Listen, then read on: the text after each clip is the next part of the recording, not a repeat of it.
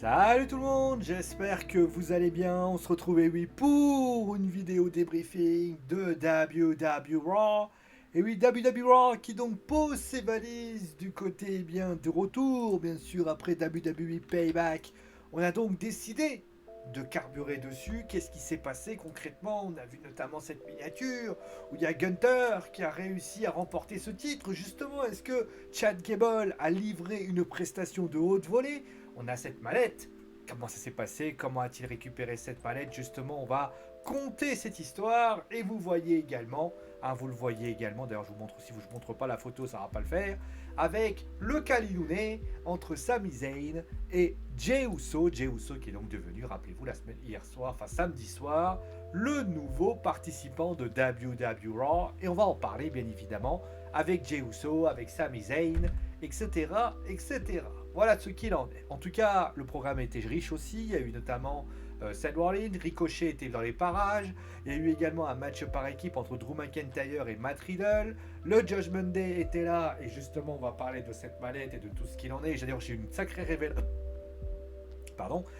révélation. Shayna Baszler qui faisait face à Zoe Starks, pour ainsi dire, Raquel Rodriguez qui faisait face à Chelsea Green, le Miz qui était dans un Miz TV assez particulier et justement on va en parler, Sami Zayn qui faisait face donc à Jinder McDonald dans cette histoire, et enfin Chad Gable qui faisait donc face à Gunther. Bon allez, on va commencer tout de suite avec le vif du sujet. On va commencer avec ceci, Jey Uso qui était aux côtés donc de Sami Zayn.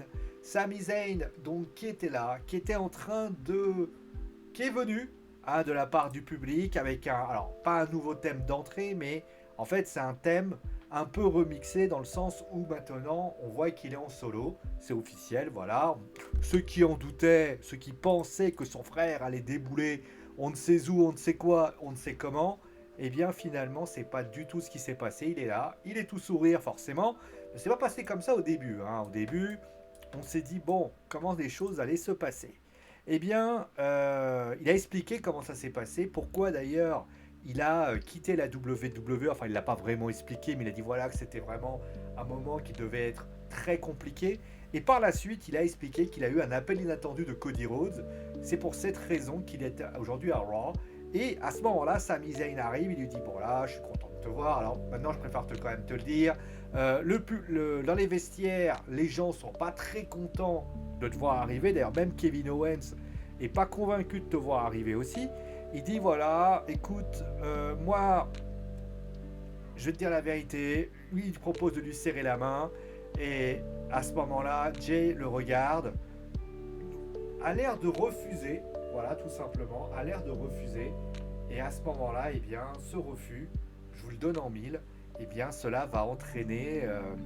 au début, on se dit, bon, ben voilà, il veut pas, etc.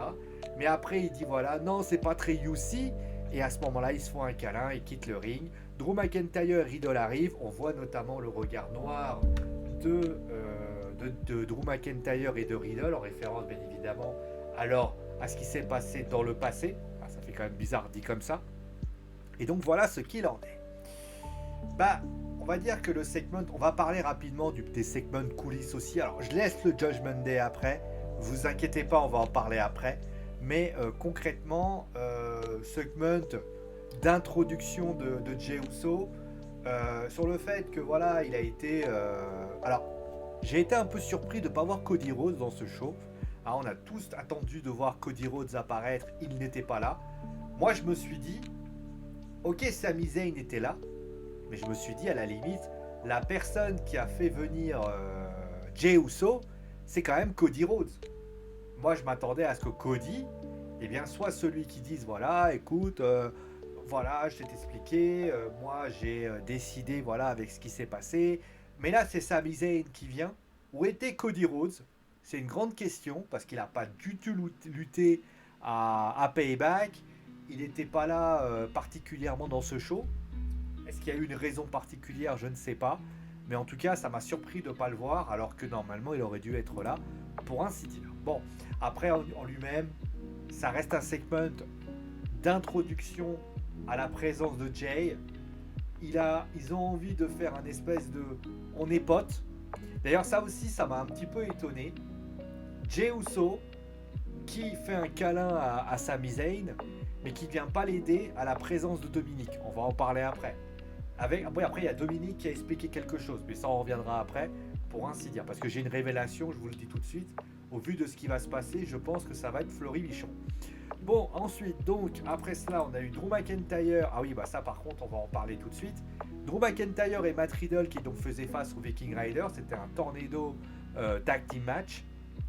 Match globalement agréable. De toute façon, c'était un match assez foufou dans le sens où ça partait un peu dans tous les sens. C'était bien. C'était pas le meilleur match de tout ce qu'il y a à faire. Pour moi encore, je répète, hein, la meilleure fédération pour créer des matchs par équipe, ça reste la AEW. Mais concrètement, c'était pas mal. Après, bon, on voit qu'il y a une tension entre Drew McIntyre et Kofi Kingston, avec notamment cette phrase en coulisses. On va la rappeler, hein, Kofi Kingston qui, à ce moment-là, donc t'as Riddle qui est avec McIntyre concrètement. Et là, à ce moment-là, ils sont en train de discuter et où est ce moment-là que je retrouve.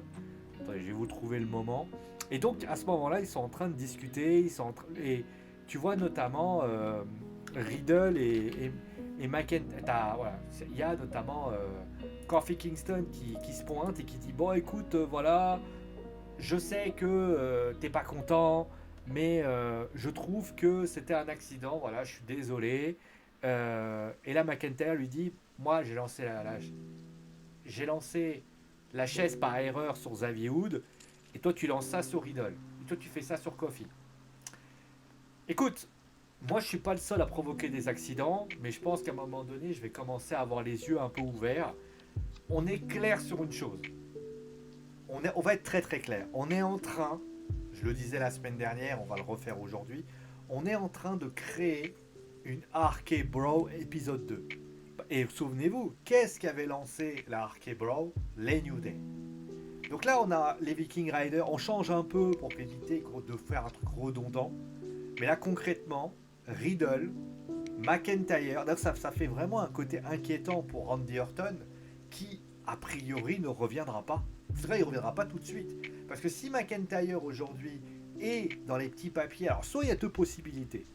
Soit l'objectif de la WWE est d'exécuter un heel turn dans très peu de temps à McIntyre, soit l'objectif de la WWE, c'est qu'il y ait une RK Bro, alors on va appeler ça comme ça, une sorte de McEnbro pour ainsi dire, parce que je vais vous dire la vérité, moi j'ai le sentiment que aujourd'hui on est dans le remake de ce qui s'est passé il y a un an et demi, 2 ans, dans peu de temps. Alors certes, il n'y avait pas cette animosité où Randy Orton n'aimait pas Riddle. Et là, dans ce cas-là, Riddle et McIntyre s'entendent relativement bien. Mais tu vois clairement que tu es en train, t'as un Riddle qui essaie de convaincre McIntyre de la faisabilité de tout ça. Et ça marche, indirectement. Mais ça marche. Alors, est-ce que c'est bien ou pas? Ça, c'est autre chose. Ensuite, on a eu ce segment. Alors, on va parler justement, il y a eu ce segment. Donc, il y a Seth Rollins qui arrive et qui dit voilà. Alors, notamment, il y a plusieurs choses qui se sont passées. Il y a des choses qui sont passées en coulisses. Alors en fait, on va revenir sur ce qui s'est passé en direct. Et là, il y a eu notamment donc un Payback, il a dit voilà, qu'il a essayé de me frapper, tout ça, etc. Et il est resté champion. Et ensuite, il a fait référence, et ça par contre, ça n'a pas été présenté, c'est un peu dommage, notamment sur le fait qu'il a dû quitter le show en chaise roulante, et il veut corriger le problème. Il demande à Nakamura de venir, et il lui dit, bon, la musique de Nakamura arrive, et il lui dit, écoute, il lui dit de se pointer sur le ring. Il dit pas un mot. Il lui dit d'abord, écoute, tu veux un match de championnat? Écoute, pas de problème, je te le donne. Et tu me proposes un truc, on se fait ça ce soir. Et là, Nakamura, il parle en japonais, donc on comprend pas vraiment ce qu'il dit. Et là, Rollins lui dit, bon, j'ai pas compris, mais a priori, si je suis entre les lignes, ça veut dire oui. Bah, ça veut dire qu'on peut avoir. Et là, Nakamura lui fait non. Rollins, il fait quoi? Il fait non. Et Rollins, il dit, je comprends pas, tu veux un match de championnat ou pas? Il lui dit non. Et là, il commence à s'énerver, et Seth Rollins, à ce moment-là, commence à dire, bon, écoute, tu me saoules. Et là, il y a baston. Il y a un coup de pied de Nakamura. Ricochet arrive pour aider son coéquipier, son collègue. Et au final, voilà, donc tu as un match entre Shinsuke Nakamura et Ricochet. En fait, c'est intriguant parce que à aucun moment, en fait, Rollins, il est en train d'en faire une affaire personnelle. Il est en train d'en faire une affaire personnelle dans le sens où il fait référence notamment à ce qui s'est passé à Payback après l'after Payback.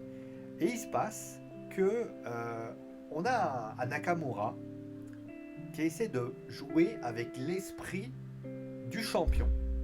Là, tout le monde s'attend à ce qu'ils disent voilà, on va s'affronter. Mais là, il dit non. Sauf que le heel de base, quand il dit non, il dit non. Il dit non, on est bien d'accord. Sauf que là, il ne dit pas non il dit non sans préciser. Il dit non, bon, moi j'ai pas envie.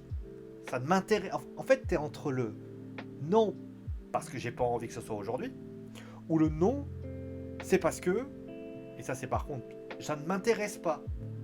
Et là, on voit un Seth Rollins qui ne pige pas, qui ne comprend pas, et qui, en plus, c'est quelque chose par contre qui est révélateur, il est face aussi à un problème, c'est que Adam Pearce n'arrive pas à lui faire entendre raison sur le fait qu'il est, on va dire ça comme ça, il est vulnérable. En fait, si je suis la story, aujourd'hui on a face à un Seth Rollins où on est obligé de prendre soin de lui continuellement.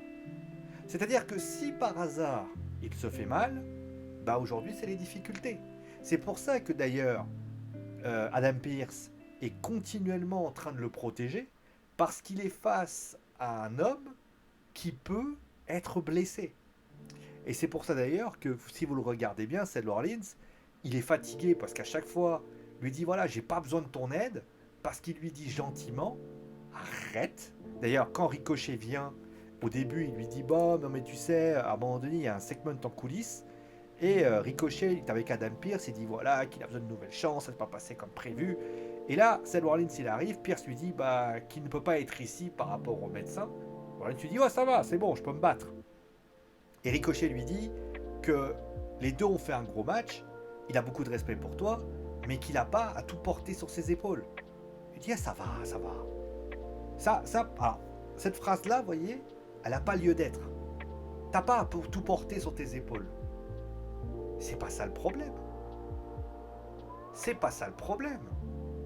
En fait, ce qu'aurait dû faire... Alors, vous voyez, par exemple, c'est là que ça manque. Vous voyez, et là, vous allez voir que les autoroutes, on peut en trouver. À un moment donné, moi, j'aurais été à la place d'Adam Pearce. J'aurais mis peut-être quelqu'un de différent. On sait qu'elle sera notamment demain à NXT. J'aurais mis Becky Lynch. Voir quelqu'un qui connaît bien Seth Rollins. Un ami, quelqu'un. Alors, celui qui aurait pu suffire, ça aurait été Roman Reigns. Parce que Roman aurait pu lui dire hey mec, à un moment donné, t'es blessé, voilà. Et c'est vrai qu'il manque certainement à Seth Rollins. Seth Rollins, c'est un gars très solitaire. C'est pas quelqu'un qui va, à part bien sûr Becky Lynch. Mais sinon, il y a un problème par rapport à ça. Il n'y a pas quelqu'un qui lui dit stop. Et donc, peut-être que ça, c'est une réalité. Alors, la question, moi, j'espère en tout cas, c'est... Il y a beaucoup d'attaques, mais j'aimerais que là, on soit... Comment dire ça ? Qu'on aille plus loin, en fait. Là, ce que j'attends de cette rivalité, c'est que si on veut continuer entre Nakamura et Rollins, c'est que Rollins souffre. C'est-à-dire que là, il y a eu deux petits coups. Moi, j'ai besoin que Nakamura déglingue Seth Rollins. C'est-à-dire que Seth Rollins, littéralement, on l'envoie à l'hôpital. Ça a failli se faire à Payback, mais on l'a pas vu. Mais à Raw, la semaine prochaine, il faut que ce qui s'est passé notamment entre Brock Lesnar et Cody Rhodes ait lieu à ce moment-là. Vous prenez Brock Lesnar par exemple. Brock Lesnar, il a mis à terre Cody Rhodes au point de le détruire. Là, c'est ce qui doit se passer en fait. Là, on est face à un homme qui est handicapé par sa blessure. Il fait ce qu'il peut pour résister. Mais on va être très très clair. Il faut que Seth Rollins, ça soit au-dessus de tout ça. Concrètement. Donc voilà. Sinon, on va avoir quelqu'un qui, je vais pas dire qu'il est médicalement bien parce qu'il vend sa blessure, mais qui aujourd'hui, voilà. Surtout que moi, je me pose toujours cette question. Là, Seth Rollins a, comment dire, a cette blessure et que cette blessure lui pose des problèmes. Là, ils ont intégré ça dans le personnage de Seth Rollins. Il faudrait pas que dans 6 mois, on n'en parle plus. Voilà. Donc après on peut extrêmement me dire oui mais on est obligé parce que voilà oui sauf que tu peux pas changer une donnée en fonction du vent. C'est soit Seth Rollins se fait opérer, trouve une solution pour ne plus avoir mal, mais à ce moment-là tu peux pas. C'est comme si demain par exemple pour justifier l'absence de je sais pas de comment on peut dire ça l'absence de Batman à Gotham City, tu dis ah bah il s'était ah bah y a je sais pas, il se passe rien. Ou je sais pas, dans une série, vous prenez n'importe laquelle, pour justifier l'absence d'un acteur, bah il est pas là. Ça me paraît un peu léger quand même. Voilà. Parlons rapidement voilà, du match entre Ricochet et Nakamura. Bon, c'était quand même du classique, ça fait plusieurs fois que Nakamura et Ricochet s'affrontent. C'est pas vraiment une surprise ce qui s'est passé. Bon, la disqualification, c'est aussi pour permettre à Nakamura voilà, d'obtenir du hit. Parce que malgré le fait qu'il s'en prenne à tout le monde, on peut quand même constater que Nakamura, pour le moment, reste un heel qui est plutôt populaire. On voit notamment quand il arrive. Là, il n'a toujours pas changé, par exemple, son thème d'entrée. Il a toujours son thème d'entrée face qui est présent. Mais en tout cas, voilà, après les attaques, etc., ça, pour ainsi dire, c'est donné. Ensuite, on a eu... on va parler de ça. Parce que moi, j'ai une révélation, en fait. J'ai une révélation et j'ai peut-être compris pourquoi on a créé cette histoire avec JD McDonagh. Et pourquoi d'ailleurs il y a ces ceintures par équipe qui ont été données au Judgment Day. Donc, on va rappeler à ça. Donc, Damien Priest, les quatre commencent à discuter. Donc, ça discute tranquille, etc. Et là, JD McDonald arrive et lui dit bon, écoute, moi, la mallette que t'as, donc la mallette verte que vous voyez là, elle doit partir. Et là, il lui dit t'as pas besoin de ça. Et là, il sort une nouvelle mallette qui s'appelle donc Senior Money in the Bank. Il est content. Après, Sami Zayn arrive. Sami Zayn qui dit voilà, Kevin Owens n'est pas là ce soir, mais ils ont besoin de 5 personnes pour remporter un titre. Et donc, il y aura un match entre JD McDonagh et Sami Zayn. Alors, je pense que j'ai compris pourquoi. Je pense même avoir compris l'explication. Aujourd'hui, je peux me tromper, hein, encore une fois, je ne suis pas devin dans mon pays. Je pense que Sami Zayn, en tout cas, on prépare en ce moment les Survivor Series. On est en train de préparer les Survivor Series et notamment le War Games.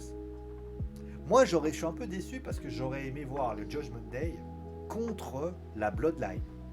Ça aurait été tellement puissant de voir les Usos, de voir Solo Sikoa, de voir Roman Reigns et de rajouter peut-être un 5e homme. C'était Sami Zayn d'ailleurs. Bon, 4. Ça aurait été intéressant peut-être de voir un 4 contre 4. Mais là, on est à 5 contre 5. Soit tu veux faire un traditionnel Survivor Series match où tu as le Judgment Day contre, et là on va les citer les personnes, on les connaît déjà, enfin on les connaît, on a quand même quelques indices. Il y a donc Kevin Owens, Sami Zayn, on a donc les deux qui vont être participés. Cody Rhodes va forcément y participer. Je pense que ça c'est déjà le cousu de fil blanc. Jey Uso va intégrer, parce que même s'il y a eu cette discussion avec Dominic Mysterio, Jey Uso va intégrer le Judgment Day, va intégrer justement la team. Et il restera une dernière personne à intégrer à ce clan. Et d'ailleurs, vous avez votre 4 contre 4. Alors, après, on pourra toujours choisir une 5e personne. Tu peux choisir Raquel Rodriguez. Raquel Rodriguez pourra être largement choisie Et là, tu auras un match mixte, tout ce qu'il y a de plus classique, et on dira voilà, c'est cool, pour ainsi dire. Ou alors, tu mets les garçons de côté et tu mets Rhea Ripley toute seule contre Raquel et tu fais ton Wargames féminin. Ça peut être une idée. Mais concrètement, je pense que on est en train de préparer. Parce que je comprenais pas pourquoi il n'y avait pas cette dissolution. Sauf que j'y réfléchis, je me suis dit, il y a les Wargames qui arrivent. Si tu veux les Wargames, il faut du monde. Donc il faut une équipe. Et une équipe, tu es obligé de faire ça. Après, ça vaut pas Blood and Guts. Mais bon, ça après, c'est parce que Blood and Guts est dans un autre pays, dans un autre domaine, pour ainsi dire. Voilà. Donc après cela, on a eu Shayna, qui a donc fait face à Zoe Starks. Bon match entre Zoé et Shayna. Shayna d'ailleurs qui a félicité d'ailleurs son adversaire. On n'avait pas vu de Shayna depuis quelques semaines. Alors, ce côté un peu big respect, ça peut vouloir dire une chose. Je pense que Zoé va tendre vers le... Alors, est-ce qu'elle sera face ou pas? J'en sais rien. Mais on a vu littéralement que... Moi, je suis un peu perplexe parce que je vais vous expliquer pourquoi. Zoé est une excellente lutteuse. Attention, je ne suis pas en train de dire que c'est une mauvaise lutteuse. Sauf que Zoé, dans cette histoire, a perdu. Et la question qu'il va falloir se poser, c'est pas une défaite humiliante pour Zoé qui a perdu contre Shayna. Là, on est face à un truc, c'est que soit tu les mets en équipe ensemble, mais là je serais hyper déçu parce que ça veut dire que Shayna Baszler est littéralement obligée d'être en équipe. Elle peut rien faire toute seule. Et j'ai envie de te dire, Zoé, peut-être que ce qui serait judicieux, c'est qu'on la mette peut-être face à un... Là, ils ont un... Peut-être un... Ils peuvent pas en faire une enforcer comme pour avec Trish Stratus. Donc ça veut dire que Shayna, au bout d'un moment, elle va devoir croiser Rhea. Là, Raquel Rodriguez va avoir eu la semaine prochaine. Si d'aventure, Shayna commence pas à tourner autour du titre, quand même, c'est la dernière qui a affronté Ronda Rousey. Ça veut dire ce que ça veut dire. Zoé est encore un peu juste, mais je pense que du côté bien de Zoé Starks, je pense que soit on est dans une optique de préparer encore les Wargames avec Trish Stratus qui pourrait aller du côté bien, parce que bon, elle fait un peu toutes les stipulations. Trish Stratus qui pourrait aller du côté bien de la team Raquel Rodriguez avec Zoé Starks qui serait de l'autre côté. Mais concrètement, il y a quand même de la discussion et c'est pas donné. D'ailleurs, on va en parler aussi. Justement, on va en parler après puisque c'est Raquel Rodriguez. On va en parler justement de ça parce que Raquel a donc annoncé que qu'il allait avoir littéralement un... Ah bah tiens, merde, c'est après, bon c'est pas grave. Aussi c'est pas bon. Donc Raquel Rodriguez qui a parlé à Adam Pearce et il a dit voilà que Dominic Mysterio, enfin Dirty Dominic Mysterio, serait banni des abords du ring.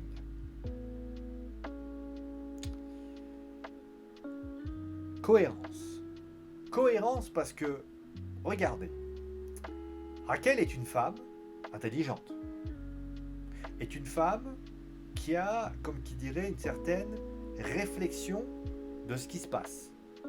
Elle a décidé d'écarter Dominic parce qu'elle considère que Dominic est un problème qui empêche finalement Raquel de remporter la ceinture. Sauf que, pardonnez-moi, je vais paraître un peu casse-pied, pour rester poli. Raquel, si tu veux demander un bannissement, demande un bannissement du Judgment Day. C'est pas Dominique le problème, c'est le Judgment Day. Parce que je t'explique, ok, Dominique sera banni des abords du ring, mais à la limite, qu'est-ce qui empêche JD, Finn, Damien et bien évidemment Damien. Ah non, c'est bon, j'ai cité tout le monde. JD, Finn et Damien d'intervenir. Il n'y a rien. Si JD McDonald qui veut intervenir, qu'est-ce qui l'en empêche? Il n'est pas banni des abords du ring. Vous auriez dû imposer un bannissement. D'ailleurs, on va parler rapidement. Bon, le match en lui-même, pour moi, il était assez anecdotique. Ah oui, maintenant, je ne fais pas ça dont je vais parler. C'est ça. JD McDonald qui bat Sami Zayn avec l'intervention de Dominique Mysterio. Encore une fois, très intéressant. On peut quand même être globalement satisfait de tout ça. Mais je suis désolé. Le match est pas mal. Hein. Mais il y a ce moment d'hésitation avec notamment Dominique qui vient aider JD qui n'intervient pas. Et puis d'un seul coup, il se dit, oh peut-être faut que j'intervienne. Alors, encore une fois, c'est pour créer une forme de suspicion. Est-ce que le Judgment Day veut aider vraiment JD McDonagh? Mais j'ai envie de te dire, fais-le pas venir alors. Ou fais-le venir très tard. Mais ne fais pas ce genre de choses où Dominique prend ses affaires, il s'en va. Mais si tu continues à faire du minimum syndical, où tu as l'impression que c'est... Au début, donc c'est Dominique qui intervient pour aider JD McDonagh qui décide de ne pas intervenir, qui finalement intervient parce que Dominique se fait tabasser. Dominique, au moment où il va se faire attaquer, décide de prendre la poudre d'escampette et à ce moment-là, eh bien, JD se prend un Exploder Suplex, je ne sais pas s'il ne se prend pas un Luva Kick aussi. Non, ça suffit pas. Ça suffit pas et j'ai envie de te dire, ça n'est pas suffisant. Donc voilà. Juste pour info, voilà, moi en tout cas, c'est pas comme ça que je vois les choses. Bon, on va revenir sur le Miz TV. Qu'est-ce que je peux dire du Miz TV? C'est le Miz TV le plus étrange que j'ai eu à regarder. Donc si j'ai bien compris, le Miz TV était envers John Cena. Sauf que John Cena n'est pas venu. Et il se passe que John Cena est là. Et il s'avère que... Eh bien... Tu le vois, à un moment donné, il fait une close line, il fait un cross-crushing finale, il essaie de parler, et on a l'impression que John Cena est là pour le Miz. Alors, il y avait eu ça notamment, souvenez-vous, en 2006, pour ceux qui connaissent, quand Shawn Michaels avait fait équipe avec Dieu. Mais ça, c'était rigolo, parce que... Enfin, rigolo. C'était drôle. Ça m'avait fait rire. Mais, j'ai envie de te dire... bon après il y a eu notamment un match contre LA Knight à nouveau. Moi ce qui me... Soit il y croyait vraiment, il était dans le truc, il est devenu complètement paranoïaque, ce qui me surprendrait. Soit j'ai envie de dire, le Miz, alors le Miz ça va te péter un plomb. Hein. On va dire voilà, bah moi à un moment donné, mais c'est quand même quelque chose d'assez exceptionnel. Mais ce qui m'a le plus étonné dans cette histoire, c'est qu'en réalité, à la fin, il parle de LA Knight. Il fait tout un ribambelle sur John Cena, sur le fait qu'il va coûter le match, etc. Sauf que j'ai envie de dire, est-ce qu'il aurait pas... Après, il a voulu faire LA Knight, mais moi j'ai trouvé ça, honnêtement, j'ai vu ce segment, j'ai trouvé que c'était relativement pas ouf. Il n'y avait rien d'exceptionnel pour ainsi dire. Voilà. C'était juste un segment. Voilà. On va terminer avec Gunther. Wow, oui, Gunther. Qui d'ailleurs, on va pas parler de ce qui s'est passé avec Jey Uso. Parce que je sais très bien que Jey Uso a... Voilà, Jey il a une proposition. On sait que ça se fera pas. On sait que ça se fera pas. Mais j'ai envie de dire, d'ailleurs, je vais revenir sur un truc important que je voulais revenir là-dessus. Il y a donc l'intervention de Dominique. Où est Jey Uso? Où il est, Jey Uso?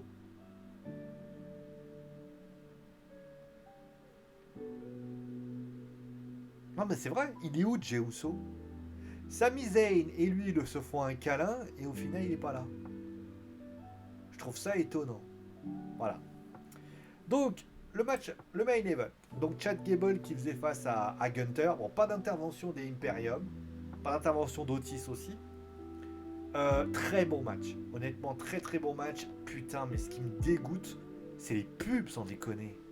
T'es en train de regarder ton match. Moi, je suis désolé. Moi, regardez, je vais vous donner un exemple. Vous êtes en train de regarder cette photo. Imaginez, je fais ça. Et vous passez... Alors, est-ce que je peux faire un truc? Voilà. Imaginez... Voilà. C'est ça. Non, je suis désolé. Le nouveau système de publicité du USA Network, c'est de la merde. Je déteste ça. Les gars, vous n'êtes pas obligés de faire un truc aussi naze, pour ainsi dire. Surtout que, excusez-moi, hein, c'est utiliser cette stratégie pour essayer de donner de la pub, ça n'a aucun intérêt. Et en plus, ça casse le rythme, parce que le match était bon, mais moi, à chaque fois, j'ai envie de dire, mais c'est pas possible. Vous avez tellement... Après, je sais que les Américains, la publicité, c'est un truc c'est une seconde vie pour eux.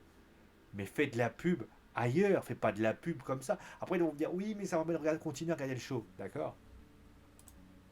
Vous êtes d'accord? Quand vous regardez comme ça, vous êtes d'accord? Moi, la seule chose que je vois, c'est ma grosse tête de con. Et pour ainsi dire, ça donne pas envie. Donc, non. Voilà.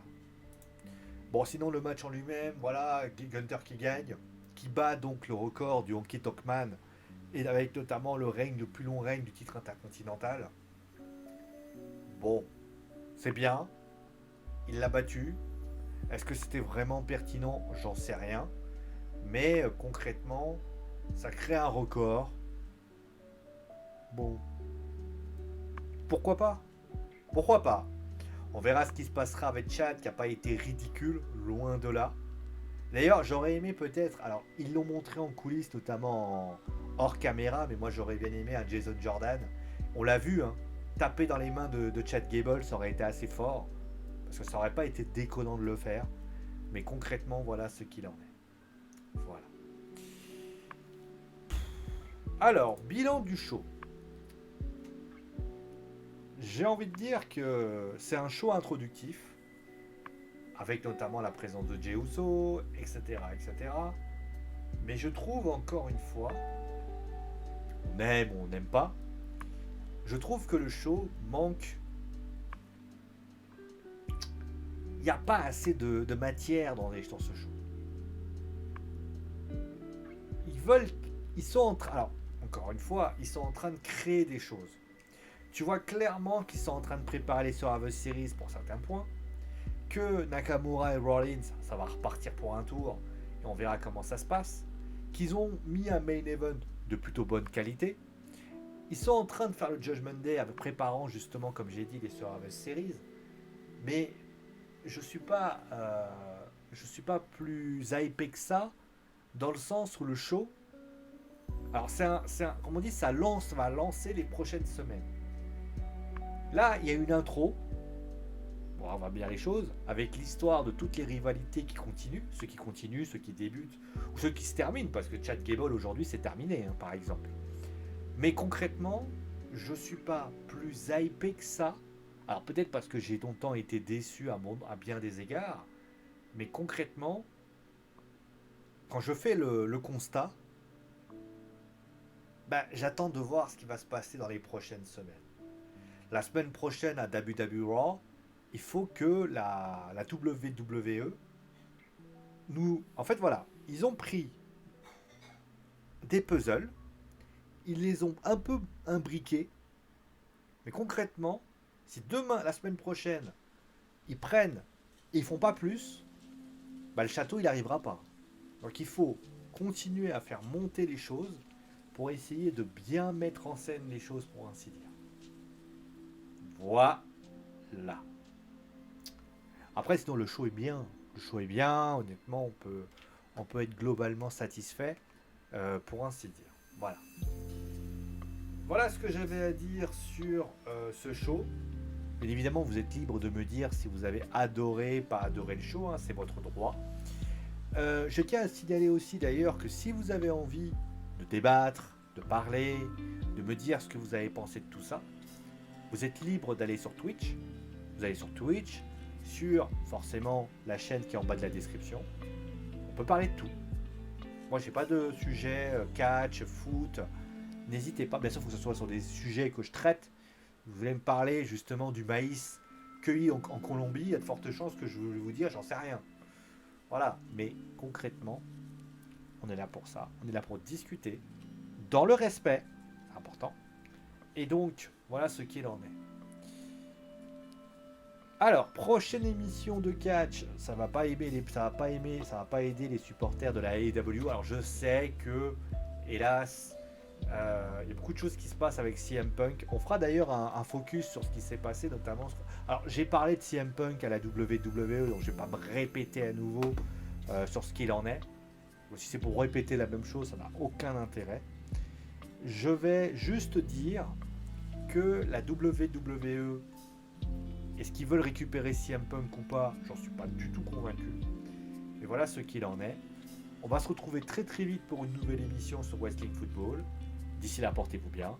On se retrouve d'ailleurs jeudi pour le match entre la France et l'Irlande en équipe de France, avec les débuts notamment de certains, enfin le début, les retours de Kylian Mbappé. Je crois que c'est au Parc des Princes d'ailleurs le match. Donc, il y aura les arrivées, les retours, tout ce que vous voulez. Portez-vous bien, prenez soin de vous, et bien évidemment, c'est mon dernier mot, parce que j'ai dit. Ciao tout le monde.